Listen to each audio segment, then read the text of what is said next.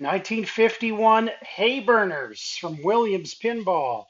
And this is video number 2. If you missed our first video, make sure you go back and take a look at it here.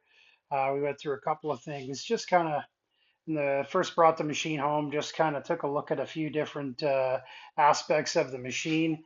To this point, though, I did plug it in and had nothing, no power at all. I'm guessing, though, the fuses are probably fried.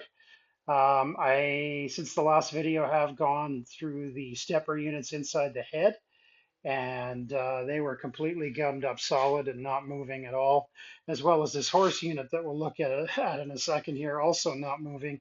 So I wouldn't be at all surprised if the fuses aren't fried, but we'll maybe try and check that out tonight. Did, since the last video, clean up the play field and just waiting to pick up some rubber here so I can get it all put back together, but it actually looks pretty good. There's a couple of little spots that could maybe be touched up, maybe not. Might leave it as is, but all in all, I'd say playfield looks really, really good. This is the animated backlash horse stepper unit. And there's our horse racers. I got this all cleaned up on the weekend, cleaned the switches. If you'll notice in here, everything's chain driven with a clutch system. And I noticed right away when I opened this up that the chains were hanging everywhere. You can see they're either stretched to oblivion or they're just plain too long. And I've got a new set of springs on the way here. Hopefully by the weekend, I'll get these all put it back in and replaced.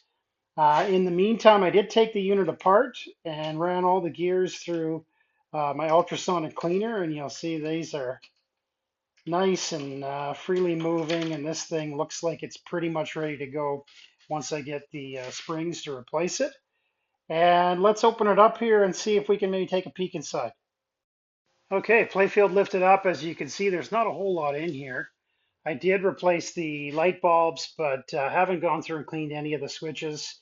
Inside the cabinet, there's a decent amount of switches here, but everything looks okay. I'll go through and clean everything here.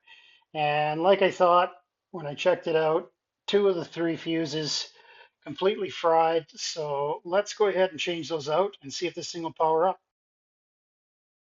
Please don't hate me for the LEDs in an old machine like this. I didn't have any bulbs handy to stick in it.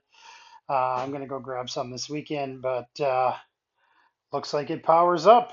When we come back with our next part, we'll hopefully have the horse unit put back together and hopefully see what this thing can do with all the guts in the head. Make sure you like and subscribe.